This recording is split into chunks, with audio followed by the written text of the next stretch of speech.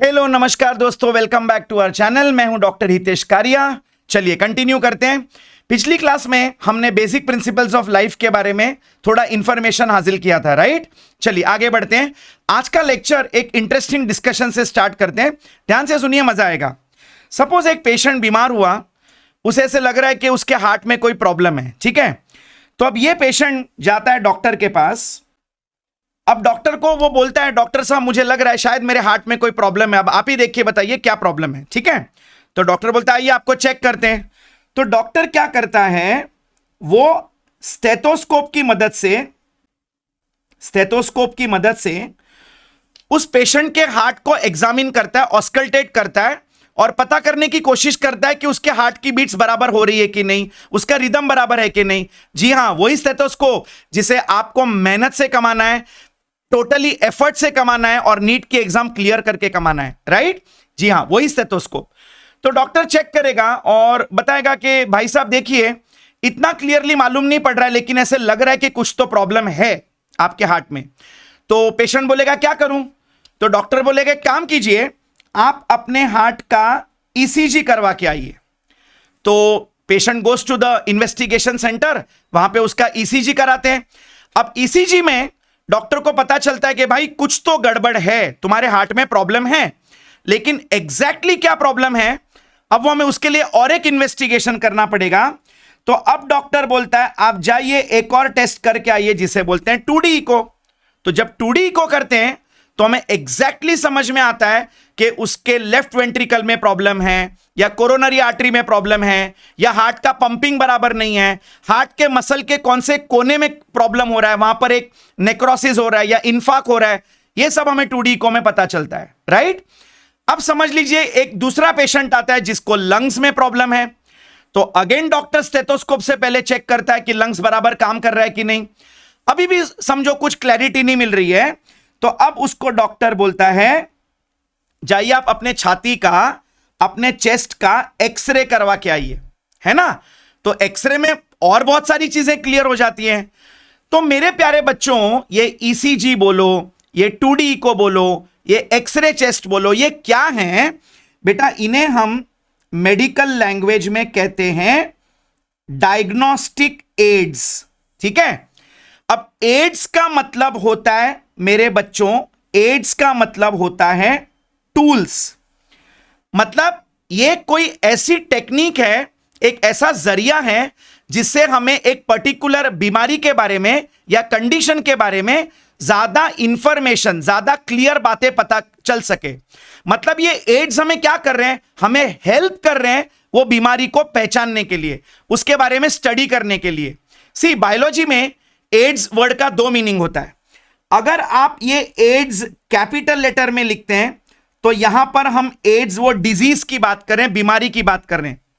लेकिन जब हम एड्स की बात करते हैं, जब हम एड्स इस तरह से लिखते हैं, हम यहां पर टूल्स की बात करते हैं। तो ये वो टूल्स हैं जो हमें हेल्प करते हैं बीमारी को पहचानने के लिए। उसी तरह से हमारे बायोलॉजी की स्टडी को इजी करने के लिए हमारे पास है टैक्सोनॉमिकल एड्स। सी मेरे प्यारे बच्चों, इस धरती पर there are millions of species of plants and animals found, right. अब अगर हमें उसे स्टडी करना है, एक एक एनिमल को थोड़ी स्टडी करेंगे भाई, पागल हो जाएंगे हम लोग, पूरी जिंदगी कम पड़ जाएगी उनको स्टडी करने के लिए, है ना। तो हम क्या करते हैं, हम प्लांट्स और एनिमल्स को छोटे छोटे ग्रुप्स में डिवाइड करते हैं, राइट। तो इन ग्रुप्स को हम बोलते हैं टैक्सॉन, और उस टैक्सॉन को स्टडी करने के लिए जो टूल्स की हम मदद लेते हैं उन्हें कहते हैं टैक्सोनॉमिकल एड्स। तो आज के लेक्चर में हम पढ़ने वाले हैं टैक्सोनॉमिकल एड्स। चलिए शुरू करते हैं। Okay, taxon is singular, and जब हम बहुत ग्रुप्स की एक साथ बात करते हैं तो हम उसे कहते हैं taxa. A taxon is nothing but a group.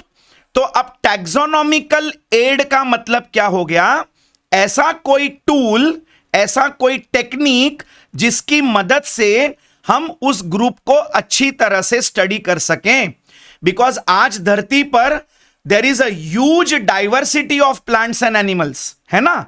इतने लाखों करोड़ों स्पीशीज हैं कि अगर हम एक एक करके उनको स्टडी करते जाएंगे तो हम पहुंच नहीं पाएंगे बेटा, है ना।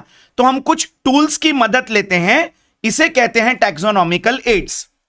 तो चलिए देखते हैं हमारे पास कौन कौन से टैक्सोनॉमिकल एड्स प्रेजेंट हैं जो हमें आपके महाराष्ट्र बोर्ड के सिलेबस के हिसाब से कवर करने। चलिए स्टार्ट करते हैं। The first taxonomical aid is called herbaria, the second one is called botanical gardens, the third one is called museums, the fourth one is biodiversity parks, the fifth one is key, और इसके अलावा कुछ books भी होते हैं जिसकी मदद से हम एक पर्टिकुलर टैक्सॉन को स्टडी कर सकते हैं। ठीक है, तो मैं फिर से एक बार बताता हूं, ऐसा कोई भी टेक्निक, ऐसा कोई भी टूल जिसकी मदद से हम एक पर्टिकुलर ग्रुप ऑफ ऑर्गेनिजम्स को स्टडी कर सकते हैं आसानी से, ऐसे टेक्निक को हम कहते हैं टैक्सोनॉमिकल एड। तो टैक्सॉन का मतलब है ग्रुप और एड का मतलब होता है टूल या हेल्प, राइट? तो कौन कौन से टैक्सोनॉमिकल एड्स अवेलेबल हैं? Herbaria, botanical gardens, museums, biodiversity park, key and certain books. चलिए शुरू करते हैं एक एक करके। We go to the first taxonomical aid जिसे हम कहते हैं हर्बेरियम।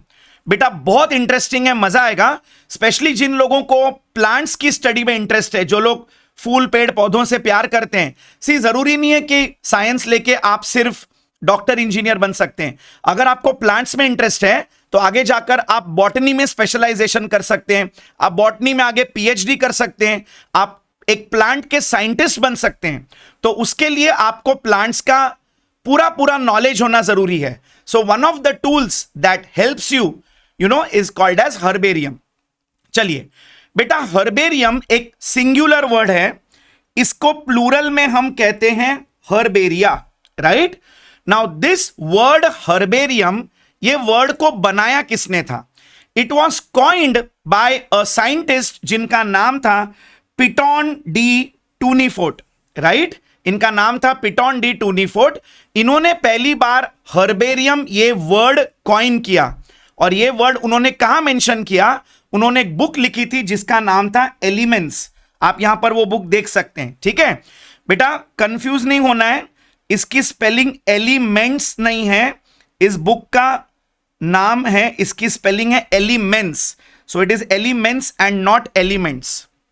तो पिटॉन डी टूनीफोर्ट ने अपने बुक में पहली बार हर्बेरियम नाम मेंशन किया, लेकिन हर्बेरियम बनाने की शुरुआत किसी और ने की थी, राइट? हर्बेरियम क्या है अभी आपको थोड़ी देर में पता चलेगा। The art of herbarium was initiated, it was started by an Italian taxonomist। तो इटली से एक टैक्सोनॉमिस्ट थे, उनका नाम था ल्यूका गिनी, और इनका पीरियड था 1490 टू 1556। तो इन्होंने सबको बताया कि एक हर्बेरियम कैसे बनाया जाता है और ये रिकॉर्ड्स कैसे मेंटेन किए जाते हैं। बाद में उसमें काफी डेवलपमेंट होते गया, लेकिन पहली बार ये लूका गिनी ने हमें बताया था। ठीक है, चलिए अब हर्बेरियम क्या है इसे समझने की कोशिश करते हैं। बेटा हर्बेरियम क्या होता है? आपको एक शीट लेनी होती है, और उस शीट के ऊपर हम क्या करते हैं, ध्यान से सुनिए, मैं आपको इसकी टेक्निक बता रहा हूं। ठीक है, ये हर्बेरियम सिर्फ प्लांट्स के लिए होता है। आप देखिए हर्ब्स, ये जो वर्ड है हम प्लांट्स के लिए यूज करते हैं, राइट? तो हर्बेरियम ये सिर्फ प्लांट्स के लिए किया जाता है, ये एनिमल्स के लिए नहीं किया जाता। ठीक है, अब इसमें क्या करते हैं, हम एक ड्राइड प्लांट स्पेसिमेन लेते हैं, हम एक ड्राइड प्लांट स्पेसिमेन लेते हैं। समझ लीजिए आप कहीं बोटानिकल ट्रिप पे गए, या आप एक नेचर लवर हैं, आप एक नेचुरलिस्ट हैं, और आप कोई माउंटेन पे ट्रैकिंग पे गए, और आपको एक अलग अजीब सा प्लांट का एक स्पीशीज मिला जो आपने कभी नहीं देखा होगा, राइट? अब आपको जानना है कि ये प्लांट क्या है, कैसा है, आपको इसको वेरीफाई करना है ना? तो हम उस प्लांट का एक पार्ट, ओके, एक टहनी, उसकी एक डाल तोड़ के लाएंगे, राइट? पहले हम उसे ड्राई करेंगे, देन उसको हम प्रेस्ड करते हैं। ये मैं आपको डिटेल में बताऊंगा। That specimen is pressed, then it is treated, उसे कुछ केमिकल से ट्रीट किया जाता है, वो भी मैं आपको आगे बताऊंगा, and then it is mounted. अब माउंटेड का मतलब क्या है, आप यहां पर इमेज में देख सकते हैं, हमें एक स्टैंडर्ड साइज ऑफ पेपर पे उस सूखे हुए प्लांट स्पेसिमेन को उस पे माउंट करना होता है, right. It is mounted on a standard sheet of paper. अब स्टैंडर्ड शीट मतलब आप कोई भी साइज का पेपर नहीं लिख सकते, इसकी जो साइज है वो पहले से डिसाइडेड है, वो फिक्स्ड है, राइट। तो इसे हम माउंट करते हैं in order to preserve it. इसको प्रिजर्व करने के लिए हम उसे माउंट करते हैं, ठीक है। यहां पर हमें कुछ चीजें मेंशन करनी होंगी, ठीक है।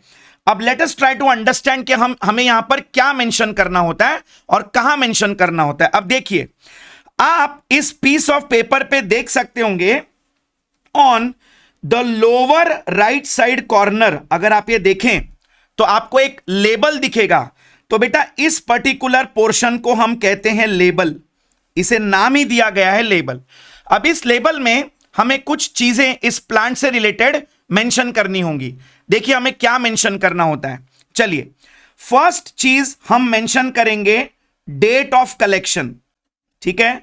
मतलब आपने ये स्पेसिमेन कब कलेक्ट किया, उसका एग्जैक्ट डेट।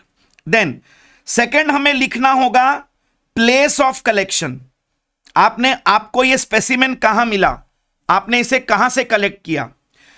थर्ड चीज हमें मेंशन करनी होगी उस प्लांट की इकोलॉजिकल पेक्यूलैरिटीज। ना what is the meaning of peculiarity? Peculiarity का मतलब होता है उसका एक कोई स्पेशल फीचर। ना what is an ecological peculiarity? मतलब जिस एनवायरमेंट में, जिस रीजन से आपने ये प्लांट लिया, ओके, वो वहां पर कितना फैला था, कितना एकड़ में या कितने एरिया में वो प्लांट वहां पर आपको मिला, ऐसे टाइप के कितने प्लांट्स आपको मिले, ये प्लांट को ग्रो होने के लिए कितना सनलाइट चाहिए, कितना वाटर चाहिए, किस टाइप की सॉइल में ये प्लांट ग्रो करता है, आप उसको स्टडी करके वहां पर मेंशन करेंगे। उसे कितनी धूप चाहिए, कितना पानी चाहिए, उसका उस एरिया के एबायोटिक कंपोनेंट्स के साथ क्या रिलेशनशिप है, ये सारी चीजों को हम बोलते हैं इकोलॉजिकल पेक्यूलैरिटीज। मतलब the environmental factors that are affecting the growth of that plant, उसे हम कहेंगे इकोलॉजिकल पेक्यूलैरिटीज। फिर हम इस लेबल में मेंशन करेंगे certain characters of the plant, उसके कुछ मेन कैरेक्टर्स, जैसे उसके लीफ का शेप क्या है, उसको फ्रूट्स आते हैं कि नहीं आते, उसका टैप रूट है कि फाइब्रस रूट सिस्टम है, ओके। हम कुछ कैरेक्टर्स मेंशन करेंगे। नाउ वेरी इंटरेस्टिंग थिंग, हम उसका लोकल नेम वहां पर मेंशन करेंगे। लोकल नेम को हम कहते हैं वर्नाक्युलर नेम, मतलब जहां से आपने वो स्पेसिमेन लाया, उस रीजन में, उस एरिया में उस प्लांट को किस नाम से जाना जाता है, वो भी हम वहां मेंशन करते हैं। एंड फाइनली हम मेंशन करेंगे यहां पर the name of the collector, जिसने वो स्पेसिमेन को वहां से निकाल कर लाया स्टडी करने के लिए, उसका नाम। ये सब हम कहां मेंशन करते हैं हर्बेरियम में, हर्बेरियम शीट पे on the right side lower corner. और ये जो एरिया उसके लिए वहां पे रिजर्व किया गया है, उसे हम कहते हैं लेबल। इतनी बात समझ में आई आप लोगों को? बहुत ही इंटरेस्टिंग कॉन्सेप्ट है। चलिए अब हम आपको बता देते हैं, सी ये हर्बेरियम शीट बनाने के कुछ स्टेप्स हैं, बहुत इंटरेस्टिंग है। आपकी महाराष्ट्र बोर्ड की जो टेक्स्ट बुक है वो ये स्टेप्स मेंशन नहीं करती, लेकिन नीट पॉइंट से ये बहुत इंपॉर्टेंट है। जैसा कि मैंने आपको फर्स्ट लेक्चर में बताया, हम सिर्फ आपको यहां पर 11th 12th और बोर्ड्स के लिए प्रिपेयर नहीं कर रहे हैं, हम आपकी नीट की भी तैयारी करवा के लेंगे, राइट। तो हम आपको साइड बाय साइड कुछ ऐसी भी बातें बताते जाएंगे जो NEET exam point of view से जरूरी है। चलिए, let us see what are the steps in making a herbarium sheet. So what are the steps in making a herbarium sheet? चलिए, तो पहले हम क्या करेंगे, आप वो सैंपल को कलेक्ट करके लाएंगे, है ना। तो हमारा फर्स्ट स्टेप होगा कलेक्शन ऑफ स्पीशीज, ठीक है। अब इसे क्या करेंगे हम, नाउ इस स्पेसिमेन को हम ड्राई करेंगे। बाय द वे आपको पता है इसका ड्राइंग कैसे करते हैं, ये आपकी बुक में मेंशन नहीं है बेटा। इसको धूप में नहीं सुखाते, इसे न्यूज़पेपर शीट्स के बीच में रखकर ड्राई किया जाता है। और ये न्यूज़पेपर शीट्स को फ्रीक्वेंटली चेंज करना पड़ता है ताकि उस प्लांट को कोई इंफेक्शन ना हो जाए, उस पर कोई फंगल स्पोर्स ना लग जाए, कोई बैक्टीरिया उसको आके डैमेज ना कर दे, उसका कलर ना चेंज हो जाए। तो हम लोग उसको न्यूज़पेपर के शीट्स के बीच में रखकर ड्राई करते हैं और वो न्यूज़पेपर शीट्स को हम लोग चेंज करते हैं। ठीक है, अब अगला स्टेप जो हम करते हैं मेरे बच्चों, उसे हम कहते हैं पॉइजनिंग। अब पॉइजनिंग मतलब सर वो स्पीशीज को जहर देना पड़ेगा। बेटा पॉइजनिंग यहां पर हम क्यों करते हैं, उसका सरफेस क्लीनिंग करने के लिए। सी बेटा, आपने जो प्लांट की डंडी तोड़ के लाई, उसके ऊपर फंगल स्पोर्स हो सकते हैं, बैक्टीरिया हो सकते हैं जो उसको इंफेक्शन कॉज कर सकते हैं, है ना। तो आप उसको लंबे समय तक प्रिजर्व नहीं कर पाओगे, वो डीके हो जाएगा, राइट। तो हम क्या करते हैं, उस स्पेसिमेन को बाहर से उसके सरफेस को एक केमिकल से क्लीन करते हैं। बेटा इस स्टेप को हम कहते हैं पॉइजनिंग। तो पॉइजनिंग का मतलब जहर देना नहीं होता, उसके ऊपर अगर कोई बैक्टीरिया फंगल स्पोर्स लगा है उसको मारना होता है, उसको हम कहते हैं पॉइजनिंग। तो ये पॉइजनिंग किससे किया जाता है मेरे प्यारे बच्चों, ध्यान से सुनिए। ये पॉइजनिंग हम करते हैं 0.1% मर्क्यूरिक क्लोराइड HgCl2, उससे हम इसको पॉइजनिंग करते हैं, डिसइंफेक्ट करते हैं। ठीक है, अब अगला स्टेप है माउंटिंग। अब ध्यान से देखिए, अगला स्टेप है माउंटिंग। अब आपको पता है इसको माउंटिंग करने का भी एक तरीका है, चलिए आपको यहां पर एक बनाकर बता देते हैं। समझ लीजिए ये एक आपका स्टैंडर्ड साइज ऑफ पेपर है, ठीक है। अब देखिए हम क्या करेंगे, और इसके ऊपर समझ लीजिए आपने एक स्पेसिमेन लाया और अब आपको इसे यहां पर माउंट करना है।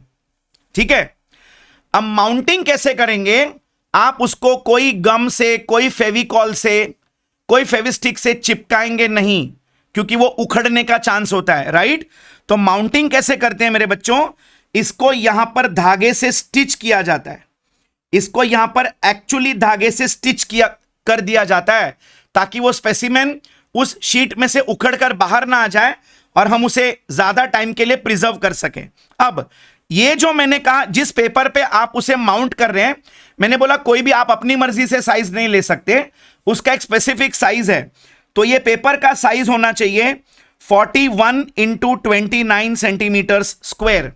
और इतना ही नहीं, आप यहां पर जो लेबल के लिए बॉक्स बनाएंगे, ये लेबल के बॉक्स का भी साइज है, इसका साइज होना चाहिए 7 इंटू 12 सेंटीमीटर स्क्वायर्स।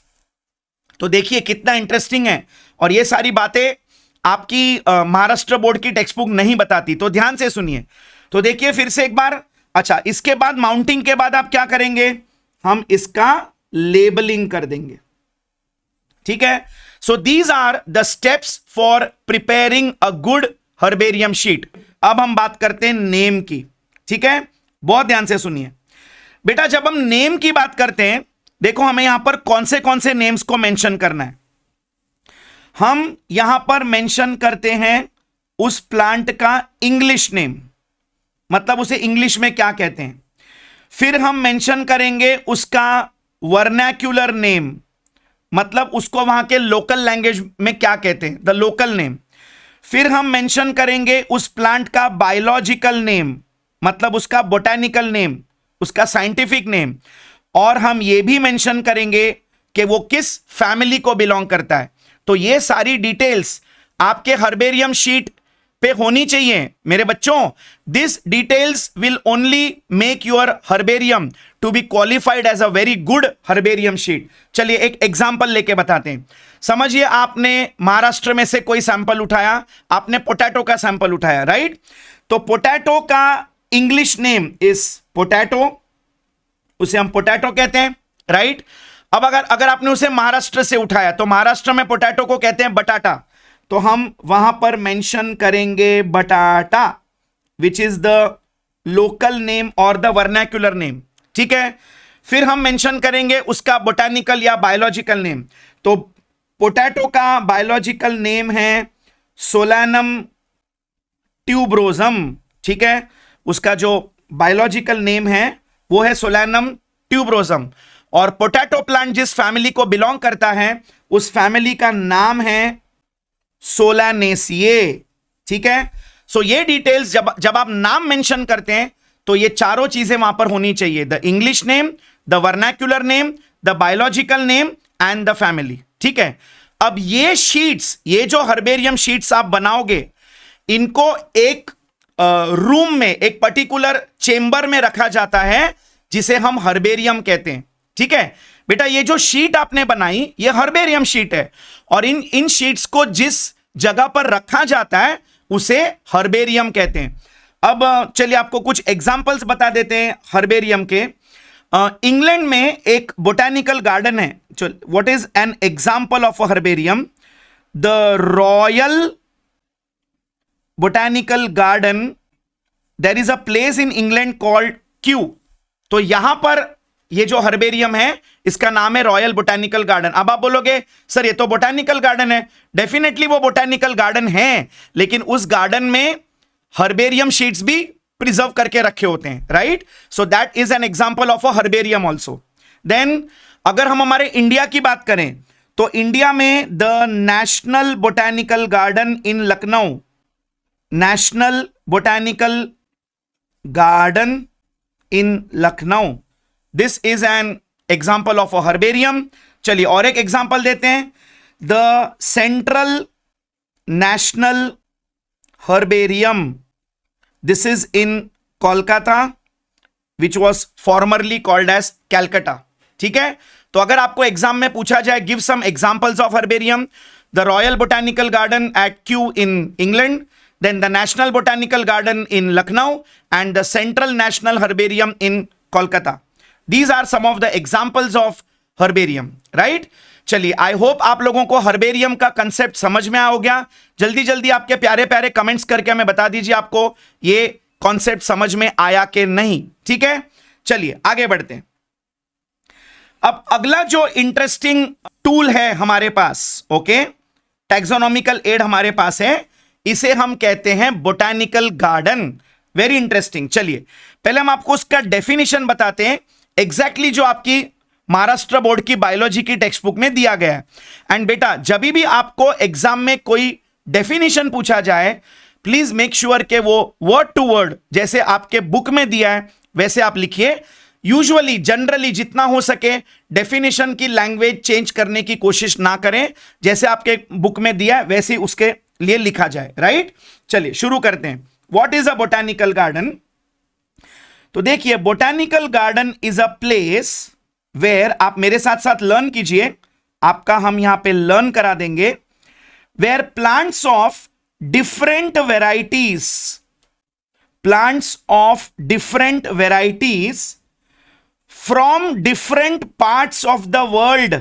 ठीक है, ऐसा नहीं कि आप एक ही जगह से प्लांट लाएंगे, अलग अलग वैरायटी के प्लांट्स दुनिया के अलग अलग हिस्सों से आप लेकर आएंगे, and then they are grown in a systematic and scientific way in vivo manner. अब देखिए यहां पर एक नया वर्ड आ रहा है, in vivo manner. See, in vivo का मतलब क्या होता है? What is the meaning of the word in vivo? आप लोगों ने बायोलॉजी में दो वर्ड सीखे होंगे, एक है इन विट्रो और एक है इन विवो, राइट?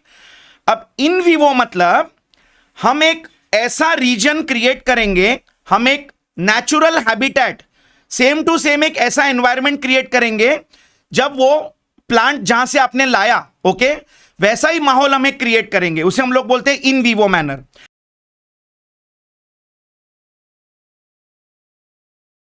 तो दुनिया के हर हिस्से से प्लांट्स लाकर एक पर्टिकुलर रीजन, एक डेजिग्नेटेड रीजन में ग्रो किए जाते हैं in a very scientific and a systematic manner. तो ऐसे गार्डन को हम कहते हैं बोटानिकल गार्डन्स, राइट? और जहां पर वो प्लांट्स वहां पर लगाए गए हैं, राइट, तो उस प्लांट्स को हम लेबल करते हैं। वो आपने देखा होगा प्लांट के आगे एक बोर्ड लगाया जाता है जहां पर उसका इंफॉर्मेशन लिखा हुआ रहता है। So the plants are labelled. अच्छा, इस लेबल में आपको प्लांट का साइंटिफिक नेम भी मिलेगा और आपको उसका कॉमन नेम भी मिलेगा, right? So I repeat once again, the place where plants of different varieties from different parts of the world are grown in a systematic and scientific way in a in vivo manner, such a place is called as a botanical garden, right? अब botanical garden सबसे पहले देखिए, in 1543 the first botanical garden of the world was established by the Italian scientist जिनका नाम था professor Luca गिनी। ये एक taxonomist थे, हमने इनका नाम अभी कुछ देर पहले पढ़ा था, right? Okay, so the art of herbarium was initiated by लूका गिनी, हमने पढ़ा था। तो इन्होंने ही, प्रोफेसर लूका गिनी ने ही the first botanical garden of the world इन्होंने बनाया था, राइट? अच्छा, उसके बाद अभी अभी हमने आपको एक एग्जांपल दिया था हर्बेरियम में, the botanical garden at Kew in England. ये इतना बड़ा बोटानिकल गार्डन है कि यहां पर 30,000 से भी ज्यादा प्लांट के स्पेसिमेंट्स को प्रिजर्व किए गए हैं, राइट? एंड यहां पर आपको मोर देन 7 मिलियन हर्बेरिया, मतलब 7 मिलियन से भी ज्यादा हर्बेरियम शीट्स आपको इस बोटानिकल गार्डन में देखने मिलेगी, जो कि इंग्लैंड में है। Am I clear? एब्सोल्युटली। अच्छा, उसी तरह से आप ये देखिए botanical garden, this is the botanical garden in, एक मिनट हम थोड़ा कलर चेंज कर लेते हैं। या बेटा, हमारे इंडिया में कोलकाता में एक बोटानिकल गार्डन है जिसका नाम है Acharya Jagadish Chandra Bose Indian botanical garden. It is very popularly known by this name, Indian botanical garden. आपने सुना है इस बोटानिकल गार्डन में एक बैनियन ट्री है, एक बरगद का पेड़ है, आप यहां फोटो में देख सकते हैं। ये पेड़, ये जो बरगद का पेड़ है, ये 255 साल पुराना पेड़ है। आप देख रहे हैं इसकी लाइफ, मजे हैं भाई इसके, तो मरने का नाम ही नहीं ले रहा है। ये इतना बूढ़ा हो गया फिर भी जिए जा रहा है, जिए जा रहा है। 255 ईयर्स ओल्ड ये बरगद का पेड़ है, and it is one of the greatest attractions. ये इंडियन बोटानिकल गार्डन का एक लैंडमार्क है, ठीक है? ये जो बरगद का पेड़ है, इसका जो साइंटिफिक नेम है, इसका जो बोटानिकल नेम है, इट इज फीकस बेंगालेंसिस, ठीक है? इसका नाम है फीकस बेंगालेंसिस। और आपको पता है वो बरगद के पेड़ से जो बड़ी बड़ी शाखाएं नीचे उतरती हैं, वो क्या होती हैं बेटा? वो एक्चुअली उसके रूट्स होते हैं। ये स्पेशल टाइप ऑफ रूट्स होते हैं जिन्हें हम कहते हैं प्रॉप रूट्स। और यू नो व्हाट, एक रहस्यमय बात पता है उसको कितने प्रॉप रूट्स हैं? इसे 2000 से भी ज्यादा प्रॉप रूट्स इस बैनियन ट्री के प्रेजेंट है।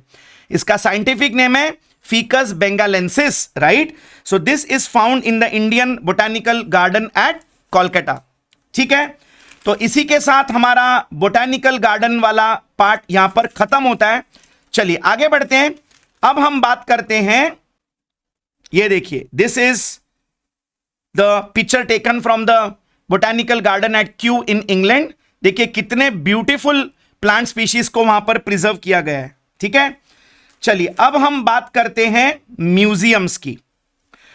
नाउ अब म्यूजियम्स क्या है बेटा? म्यूजियम एक ऐसा टैक्सोनॉमिकल एड है, ये एक ऐसी जगह है जहां पर प्रिजर्व्ड प्लांट एंड एनिमल के स्पेसिमेंट्स को रखा जाता है। यहां पर आपको दोनों के स्पेसिमेंट्स मिलेंगे, प्लांट्स के भी और एनिमल्स के भी। सी, हर्बेरियम में आपको सिर्फ प्लांट स्पीशीज के स्पेसिमेंट मिलेंगे, बोटानिकल गार्डन भी सिर्फ प्लांट्स के लिए होता है, लेकिन म्यूजियम में आपको प्लांट और एनिमल दोनों के स्पीशीज यहां पर मिलेंगे। अच्छा, बाय द वे बेटा, म्यूजियम में जिंदा स्पीशीज नहीं होते, ये मरे हुए स्पीशीज होते हैं, राइट? इसलिए उन्होंने वर्ड यूज किया है, देखिए यहां पर हमने वर्ड यूज किया है प्रिजर्व्ड। आप प्रिजर्वेशन किसका करते हैं? मरी हुई चीज का, राइट? सी, बायोलॉजी में 2 वर्ड है, पहले तो मैं आपको ये कंफ्यूजन क्लियर कर देता हूं। एक होता है कॉन्जर्वेशन और एक होता है प्रिजर्वेशन। जब हम किसी जिंदा चीज को संभालते हैं, उसकी देखभाल करते हैं, उसे कहा जाता है कॉन्जर्वेशन। और जब हम किसी डेड चीज को संभाल के रखते हैं, उसे हम कहते हैं प्रिजर्वेशन, राइट? सो म्यूजियम एक ऐसी जगह है जहां पर प्लांट और एनिमल स्पीशीज को प्रिजर्व करके रखा जाता है। Are you understanding? I hope ये पॉइंट आप लोगों को क्लियर हो गया। चलिए अब इसका प्रिजर्वेशन कैसे करते हैं? आप यहां पर कुछ ग्लास के कंटेनर्स देख रहे हैं, जार्स देख रहे हैं। आपने, आई एम श्योर आप लोगों ने आपके स्कूल या कॉलेज के बायोलॉजी लैब में भी ऐसे स्पेसिमेंट्स को ग्लास जार्स में रखा हुआ देखा रहेगा, राइट? तो जी क्या करते हैं, इन स्पेसिमेन को प्रिजर्व करने के लिए फॉर्मेलिन नाम का केमिकल यूज होता है। तो मेरे प्यारे बच्चों, these specimens are preserved in a chemical called formalin. अब फॉर्मेलिन क्या है, ये 10% से लेकर 40% स्ट्रेंथ का फॉर्मेल्डिहाइड होता है। सो 10 to 40% स्ट्रेंथ वाले फॉर्मेल्डिहाइड को हम कहते हैं फॉर्मेलिन, राइट। तो इन्हें देन इन स्पेसिमेंस को ट्रांसपेरेंट जार्स में रखा जाता है। जार्स मतलब कांच के कंटेनर्स होते हैं, ठीक है। देन हम इन जार्स को लेबल कर देते हैं उसके कॉमन नेम और साइंटिफिक नेम के साथ, राइट। तो इस पर्टिकुलर प्लेस को हम कहते हैं म्यूजियम, जहां पर एनिमल स्पेसिमेंस या plant specimens are preserved in a chemical called formalin which is 10 to 40% formaldehyde. Then it is kept in a transparent jar and the jars are label. जो बड़े animals हैं, मतलब जिनकी साइज बहुत बड़ी है, जिन्हें आप एक जार में प्रिजर्व नहीं करते, जैसे कोई बड़ा बर्ड हो गया, कोई मैमल हो गया, पता है उनको कैसे प्रिजर्व किया करता है? उनके बॉडी को कट करके उनके सारे अंदर के ऑर्गन्स को निकालकर उसके अंदर कॉटन भर देते हैं, right. So large animals like birds and mammals, large animals like birds and mammals, they are stuffed and preserved. उनके अंदर कॉटन भर के उनको स्टफ कर देते हैं और फिर उन्हें प्रिजर्व कर दिया जाता है, राइट। आप देख सकते हैं यहां पर ये एक एलिफेंट का बॉडी उन्होंने यहां पर स्टफ करके प्रिजर्व किया है, और यहां पर भी आप देख सकते हैं ये एक फॉक्स की बॉडी भी उन्होंने स्टफ करके प्रिजर्व की हुई है, राइट। अब ये जो साइंस है जहां पर हम एनिमल्स को और प्लांट के स्पीशीज को प्रिजर्व करते हैं म्यूजियम में, मेरे प्यारे बच्चों, इन्हें हम कहते हैं, इस साइंस को हम कहते हैं taxidermy. Very very important word जो आपके बुक में दिया गया है। The science of preserving the animals is called as taxidermy. Then अब इसके अलावा आपको म्यूजियम में क्या मिलेगा, देखिए यहां पर आपको शेल्स का कलेक्शन मिलेगा। जब आप कोई बीच पे जाते हैं, कोई सी शोर पे जाते हैं, राइट, तो वहां पर आपको जो अलग अलग शंख मिलते हैं अलग अलग आकार के, उनको लाकर वहां पर प्रिजर्व किया जाता है। सो शेल्स आपको मिलेंगे। देन आपको एनिमल्स के स्केलेटन यहां पर मिलेंगे। आप देख सकते हैं स्केलेटन का मतलब होता है उनके बॉडी के सारे बोन्स यहां पर प्रिजर्व करते हैं, राइट। अब एक और इंटरेस्टिंग चीज जो आपको एक म्यूजियम में देखने मिलेंगी, पता है ये क्या है? कोई बता सकता है मुझे ये क्या है? बहुत बहुत इंटरेस्टिंग पॉइंट है। Anybody can tell me what is this? बेटा ये है एक इंसेक्ट बॉक्स। ये है एक इंसेक्ट बॉक्स। अब इंसेक्ट बॉक्स में क्या करते हैं, जितने भी अलग अलग प्रकार के कीड़े होते हैं, specially moths and butterflies, okay, जो अलग अलग प्रकार के कीड़े होते हैं, उन्हें एक शीट पे एक बॉक्स के अंदर पिन कर दिया जाता है। एक पिन की मदद से उनको वहां पे अटैच कर दिया जाता है डेड इंसेक्ट्स को, राइट। तो ऐसे कलेक्शन को हम कहते हैं इंसेक्ट बॉक्स। तो ये सारी चीजें आपको एक म्यूजियम में देखने के लिए मिलेगी, राइट। चलिए आगे बढ़ते हैं। अब हम बात करते हैं zoological park. Now what is a zoological park? ये एक ऐसी जगह है जहां पर हम वाइल्ड एनिमल्स को कैप्टिविटी में रखते हैं। कैप्टिविटी मतलब हम उनको केजेस में रखते हैं, हम उन्हें खुला नहीं घूमने देते, राइट। तो आप सब आई एम श्योर जब आप छोटे रहेंगे आपने कभी ना कभी कोई जू, कोई प्राणी संग्रहालय विजिट किया होगा, राइट। अब मेरे बच्चों, ऐसे कंजर्वेशन को हम कहते हैं एक्स सिटू कंजर्वेशन। बहुत ध्यान से सुनिए, वेरी इंपॉर्टेंट वर्ड, इसे हम कहते हैं एक्स सिटू कंजर्वेशन। अब एक्स सिटू का मतलब क्या होता है? बेटा हम इन एनिमल्स को उनके नेचुरल हैबिटेट में से पकड़ के लाते हैं और एक दूसरी जगह पे रखते हैं जहां पर हम उनके जैसा नेचुरल एनवायरनमेंट वहां पे क्रिएट करते हैं। ऐसे कंजर्वेशन को हम लोग बोलते हैं ex situ conservation. It is a very very important word, आपकी बुक भी ये मेंशन करती है। फिर से एक बार बताता हूं, सपोज आपने कोई जंगल में से कोई प्राणी, एक नेचुरल जंगल में से आपने एक एनिमल पकड़ के लाया जूलॉजिकल पार्क में। अब जूलॉजिकल पार्क में भी आप बिल्कुल वैसा ही एक एनवायरनमेंट क्रिएट करोगे जैसा कि उसके नेचुरल हैबिटेट में उसको मिल रहा था। तो ऐसे कंजर्वेशन को हम कहते हैं एक्स सिटू कंजर्वेशन। सो यहां पर हम क्या कहेंगे, we provide conditions that are similar to their natural habitat. मतलब वो जहां पर रहते थे बिल्कुल वैसा ही एनवायरनमेंट हम यहां पर क्रिएट करते हैं। ये देखिए, सो this is a zoological park. अच्छा, अब यहां पर आप क्या स्टडी कर सकते हैं, समझिए आपको एनिमल से बहुत प्यार है, आप एक नेचुरलिस्ट हैं और आप एक जूलॉजिकल पार्क विजिट करते हैं। तो मेरे प्यारे बच्चों, अब यहां पर आप क्या क्या स्टडी कर सकते हैं, चलिए, what can we study in a zoological park. First point, आप यहां पर एनिमल्स के फूड हैबिट्स स्टडी कर सकते हो। वो किस तरह का खाना खाता है, उसको कैसा खाना खाना पसंद है, फूड हैबिट्स। देन आप उसका बिहेवियर स्टडी कर सकते हो। फिर आप उसके ईटिंग हैबिट्स स्टडी कर सकते हो, मतलब वो कब खाना खाता है, कब नहीं खाता है। देन आप उसके रिप्रोडक्टिव हैबिट्स स्टडी कर सकते हो, मतलब वो कब मेटिंग करता है, कैसे मेटिंग करता है, उनका ब्रीडिंग सीजन क्या है, उस वक्त उनके बॉडी में आपको क्या चेंजेस दिखने मिलेंगे, उनका बिहेवियर कैसा हो जाता है। तो ये सारी चीजें हम एक जूलॉजिकल पार्क में स्टडी कर सकते हैं। सो आई होप जूलॉजिकल पार्क आप लोगों को समझ में आ गया। चलिए आगे बढ़ते हैं बच्चों। आई होप अभी तक जितने भी टैक्सोनॉमिकल एड्स हमने किए, जैसे हमने हर्बेरियम किया, हमने बोटानिकल गार्डन किया, राइट, और हमने म्यूजियम किया और जूलॉजिकल पार्क किया, तो आई होप आप लोगों को जितने भी टैक्सोनॉमिकल एड्स अभी तक हमने पढ़े वो समझ में आ गए होंगे, राइट। अब आपके बुक में इनसे रिलेटेड एक बॉक्स में कुछ क्वेश्चंस दिए हैं, कैन यू टेल, राइट। ये थोड़े एप्लीकेशन बेस्ड क्वेश्चंस हैं जो आपको एग्जाम में पूछे जा सकते हैं, इंपॉर्टेंट हैं। तो चलिए ये भी आपके लिए आंसर कर देते हैं, आपके लिए इजी बना देते हैं। फर्स्ट क्वेश्चन है, what are the essentials of a good herbarium, मतलब एक अच्छा हर्बेरियम होने के लिए उसमें क्या क्या कैरेक्टरिस्टिक्स या क्या पॉइंट्स होने चाहिए। चलिए देखिए यहां पर आंसर क्या बोला है। First point, a herbarium is a store house of collected plant specimens that are dried, pressed and preserved on sheets. Herbarium एक ऐसी शीट होती है जिसमें हम लोग ड्राइड प्लांट स्पेसिमेंस को प्रिजर्व करते हैं। तो ये पहली चीज हर्बेरियम में होनी चाहिए। Then the sheets should be arranged in the sequence of classification. बहुत इंपॉर्टेंट है, आप शीट्स को कैसे भी वहां पर जाकर किधर भी नहीं रख सकते, आप उन्हें प्रॉपर क्लासिफिकेशन के सीक्वेंस में हमें उन्हें अरेंज करनी होती है, राइट।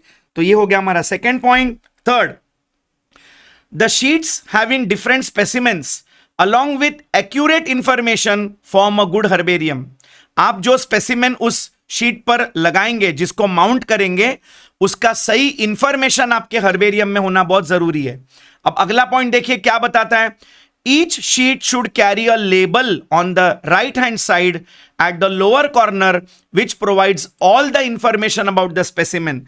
मतलब यहां पर आपको क्या चीजें मेंशन करनी पड़ेंगी, हमने बोला था हमें यहां पर मेंशन करना पड़ेगा the date of collection, the place of collection, फिर उस प्लांट की इकोलॉजिकल पेक्यूलैरिटीज, फिर हमें उसका नेम मेंशन करना पड़ेगा, नेम में उसका कॉमन नेम, देन उसका बोटानिकल नेम, उसका वर्नैक्युलर नेम हमें मेंशन करना पड़ेगा, उसकी फैमिली हमें मेंशन करनी पड़ेगी, also the name of the collector हमें वहां मेंशन करना पड़ेगा। तो जब ये सारी डिटेल्स आपके हर्बेरियम में हो तब हम कह सकते हैं कि this is a good herbarium, right. चलिए अब अगला क्वेश्चन हमें पूछा गया है, why should we visit botanical gardens, museums and zoo. See, जब हम एक बोटानिकल गार्डन में जाते हैं तो वहां पर वाइड रेंज ऑफ प्लांट्स को वहां पर कंजर्व किया जाता है, राइट। तो प्लांट्स की बायोडाइवर्सिटी को स्टडी करने के लिए we should visit a botanical garden. फिर जब हम एक म्यूजियम में जाते हैं, म्यूजियम से हमें प्लांट्स और एनिमल्स दोनों का इंफॉर्मेशन मिलता है। अच्छा, म्यूजियम में आप जो एनिमल्स और प्लांट्स होकर गए, मतलब जो एक्सटिंक्ट हो गए, उन्हें भी प्रिजर्व किया गया रहता है, तो उसका भी इंफॉर्मेशन आप लोगों को मिलेगा म्यूजियम में। एंड एक जू में हम एनिमल्स को जाकर स्टडी कर सकते हैं, एनिमल्स के बिहेवियर को, एनिमल्स के फूड हैबिट्स को, उनके रिप्रोडक्टिव हैबिट्स को, उनके स्लीपिंग हैबिट्स को हम जू में जाकर स्टडी कर सकते हैं। एंड अबव ऑल हमारे मेंटल और इमोशनल हेल्थ के लिए हमें अपने आप को कभी कभी प्लांट्स और एनिमल्स से सराउंड करना चाहिए। बोलते हैं ना, जब हम कभी मेंटली या इमोशनली डिस्टर्ब्ड होते हैं, बीमार होते हैं, तो डॉक्टर कहते हैं टेक अ ब्रेक, आप किसी पहाड़ों पे चले जाइए, आप किसी जंगल में जाइए, छुट्टी पे चले जाइए। तो बेटा प्लांट्स हमें रिलैक्स कराने में हेल्प करते हैं, right? So for our mental and emotional health we should sometimes visit the botanical gardens, the museums and zoo. चलिए, अब एक बहुत इंपॉर्टेंट क्वेश्चन यहां पर पूछा गया है, what is ex situ and in situ conservation? चलिए, बहुत इंपॉर्टेंट है, ध्यान से समझिए।